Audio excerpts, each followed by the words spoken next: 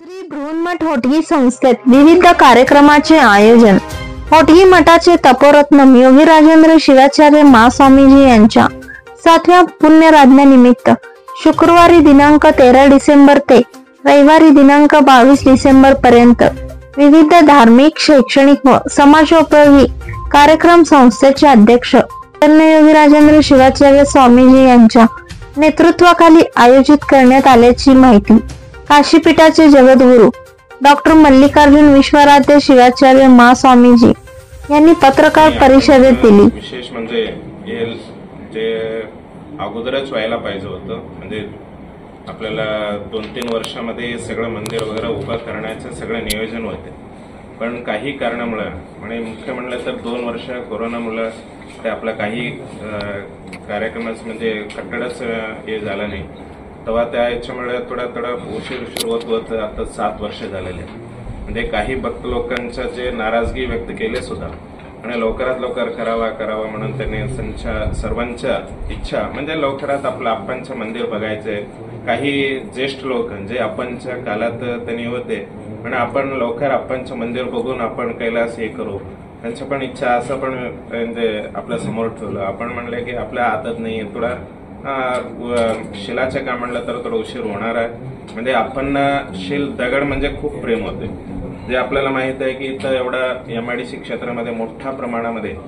जे आपल्या दगडचं मंदिर उभा केलेले आहे, म्हणजे त्यांची इच्छा असं होतं की दगडाचं जे मंदिर वगैरे केलं तर आयुष्यभर म्हणजे अजरो खाली ते अजरामर राहणार, म्हणजे कित्येक वर्ष म्हणजे पूर्वज असं केलं होतं म्हणून त्यांना एक ऐतिहासिक दाखवण्यासाठी शिला मंदिर आपल्याला माहिती आहे कर्नाटकमध्ये कित्येक शिला मंदिर आपण पाहतोय, MP असू दे आपल्या दक्षिण भारतामध्ये सगळं म्हणजे ते दक्षिण भारत शैलीमध्येच आपल्या इथं द्राविडियन शैली आपण म्हणतो, त्या द्राविडियन शैलीमध्ये वटिगेमध्ये मूल आपल्या आप्पांचं समाधी तिथं झालं, त्या समाधीचं सगळं म्हणजे एक शिला मंदिर निर्माण झालेलं आहे। म्हणजे त्या शिला मंदिरामध्ये आपण आप्पांच्या मूर्ती स्थापन करायचं आहे। म्हणजे आप्पांचं एक इच्छा होतं की माझ्या जत्री माझ्या गुरुच्या जत्रेला अडथळा येऊ नये,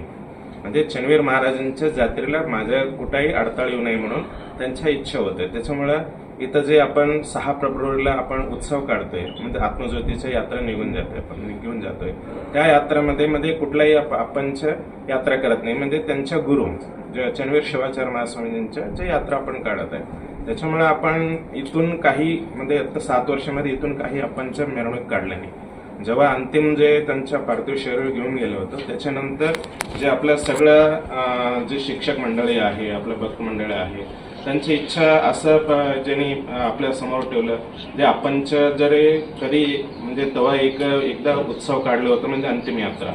तेव्हा नंतर कुठलाही त्यांचा उत्सव नाही, आपण मूर्ती इथूनच मोठ्या उत्सवाने आपण घेऊन जाऊ, म्हणजे आता पूर्ण पुढे कुठेही आपण उत्सव करत नाही, जे आप्पांची इच्छा होते म्हणजे चनवीर महाराजांच्या इथून सोलापूरहून उत्सव करायचं असं म्हणजे असं। त्यामुळे त्यांच्या एक सगळ्या भक्त लोकांच्या एक मीटिंगमध्ये एक ठरवले की असं करायचं, म्हणून त्यावेळेस आपण 15 तारीख इथं आप्पांच्या मोठ्या जे शिला मूर्ती आता आलेल्या आहे म्हणजे आपल्या जयपूरमध्ये निर्माण करून म्हणजे आप्पांच्या कित्येक मूर्ती चनवीर महाराजांच्या सुद्धा तिथूनच आपण आणलेल्या आहे। त्याच्या निमित्ताने आप्पांच्या सुद्धा तिथून मूर्ती सगळं आणलेले, इथून मिरवणूक करत पुढे जाऊन तिथं वैदिक विधिविधानातून तिथं स्थापना वगैरे होणार आहे। म्हणजे या निमित्ताने आपण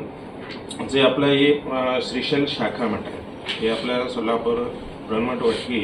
जे श्रीशैल शाखाच्या अधीनाखाली येतो, म्हणजे त्याच्या शाखा मठ असल्यामुळे आपण जे शाखाचे अधिपती आहे म्हणजे पीठाधिपती आपल्या काशीपीठाचे पीठाधिपती सगळं पश्चपीठातले पीठाधिपती येणार, पण आता आपल्या बाकी सगळ्यांच्या पेक्षा आपण म्हणजे हा मठा म्हणजे श्रीशैल शाखा मठ असल्यामुळे श्रीशैल शाखाचे पीठाधिपतींना आपण विनंती केलं आपल्या महापूजेत इथं व्हावा, म्हणजे आप्पांची इच्छा सुद्धा होते, म्हणजे आपल्याला गुरूंच्या गुरु म्हणजे जगद्गुरूंच्या इथं जे आपलं पूजापाठ व्हायला पाहिजे म्हणून त्यांच्या इच्छाप्रमाणे म्हणजे आपल्या श्रीशैल महास्वामीजींना विनंती केलं म्हणून त्यांनी सुद्धा 4 दिवस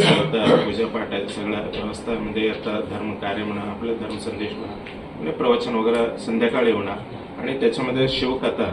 ते विशेष करून आपल्या शैव भक्त असल्यामुळे सगळ्याचं शिवांचं आराधना आपण करायला पाहिजे आणि शिवांचं जे काही कथा आहे, जीवांचं जे काही चरित्र आहे सर्व भक्तांना कळायला पाहिजे म्हणून आपण शिवकथा सुद्धा याच्यामध्ये ठेवलेलं आहे. त्याच्या सोबत जे काय धार्मिक कार्यक्रम आहे आणि सामाजिक आहे आणि आरोग्य वैद्यकीयरित्या कार्यक्रम आहे, सगळे कार्यक्रम जे आपलं चॅरिटी वर्क आहे ते आपल्या ह्या कार्यक्रमांतच आपला चॅरिटी वर्क सगळं